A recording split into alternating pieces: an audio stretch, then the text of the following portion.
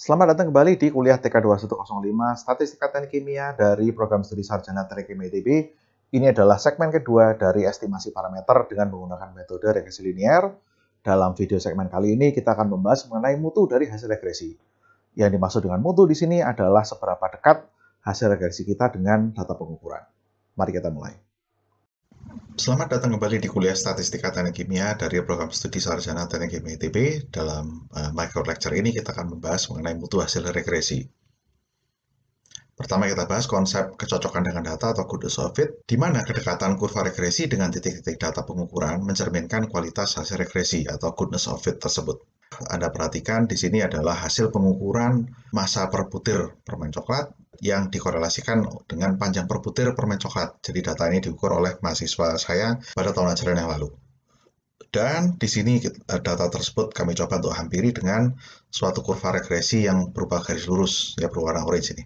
Nah, seberapa dekat jauhnya kurva regresi ini bisa mewakili data, itu dinyatakan dengan besaran koefisien determinasi R kuadrat. Ini adalah rumusnya, di mana Y yang diberi aksen seperti tanda topi ini adalah nilai Y yang dihitung dari model, dan Y yang menggunakan aksen berupa batang di atasnya, Y bar ini adalah nilai rata-rata dari seluruh Y hasil pengukuran. Dan Y yang tanpa tanda aksen adalah nilai individual data hasil pengukuran. Nah, R kuadrat sendiri menyatakan persentase varians data yang bisa dijelaskan oleh model regresi. Kelemahan dari R kuadrat adalah nilainya akan terus membesar atau menggelembung kalau Anda memasukkan lebih banyak prediktor. Dengan kata lain, kalau modelnya ordernya Anda tingkatkan dari linear menjadi kuadrat, menjadi kubik, dan seterusnya, seolah-olah menunjukkan goodness of fit yang semakin baik, tetapi makna fisis dari modelnya akan memudar kalau Anda memasukkan terlalu banyak prediktor yang tidak bermakna.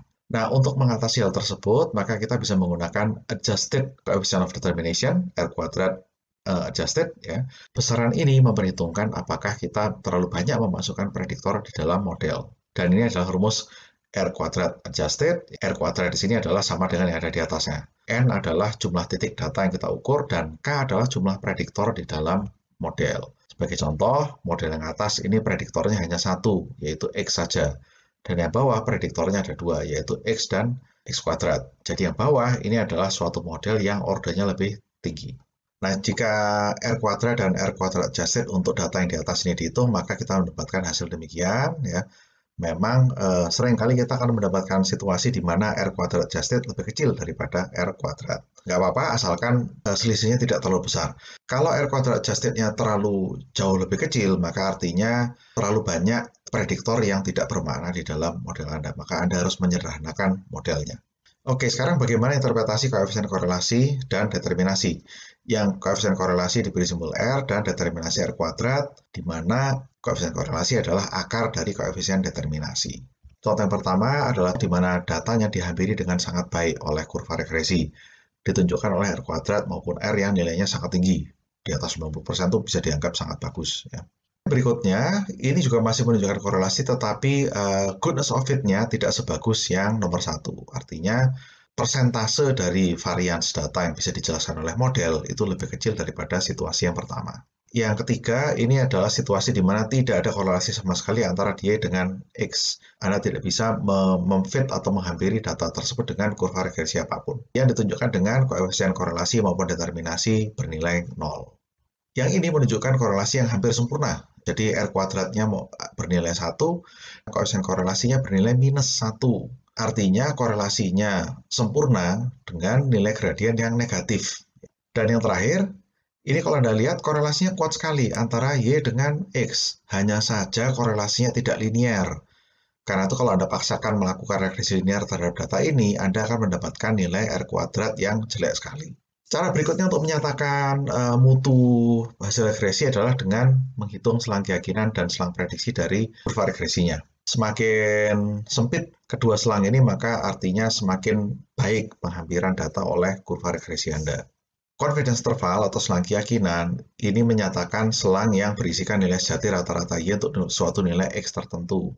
Atau dengan interpretasi lain seperti yang ada di sebelah kanan, makna dari selang keyakinan 95% artinya adalah bahwa kurva regresi dengan nilai sejati parameter Ingat, kita tidak pernah mengetahui dengan eksak berapa nilai sejati parameter regresi. Ya. Kurva regresi dengan nilai sejati parameter regresi itu ada di dalam interval ini pada probabilitas 95%. Di sebelah luarnya ada prediction interval. Kalian prediksi interval ini pada tingkat keyakinan 95%, artinya untuk suatu nilai X yang kita tentukan, kalau kita melakukan pengukuran Y berulang-ulang, maka 95% dari nilai Y yang terukur tadi akan jatuh di dalam interval ini. Interval prediksi lebih lebar daripada selang keyakinan. Ini adalah rumus untuk untuk interval prediksi. Sangat mirip dengan yang sebelumnya, tetapi di sini ada ketambahan angka 1 ya. Lebar dari selang keyakinan dan sebetulnya selang prediksi juga, hanya saja data yang saya tampilkan di sini tidak menampakkan kelakuan tersebut dengan sangat menonjol. Di sebelah ujung-ujung, baik di ujung kiri maupun di ujung kanan, ini selangnya lebih lebar daripada yang ada di tengah-tengah. Artinya, regresi linear lebih baik Anda gunakan atau lebih presisi untuk Anda gunakan untuk interpolasi, alih-alih ekstrapolasi. Jadi ketelitian regresi itu di tengah-tengah lebih tinggi daripada di ujung-ujung.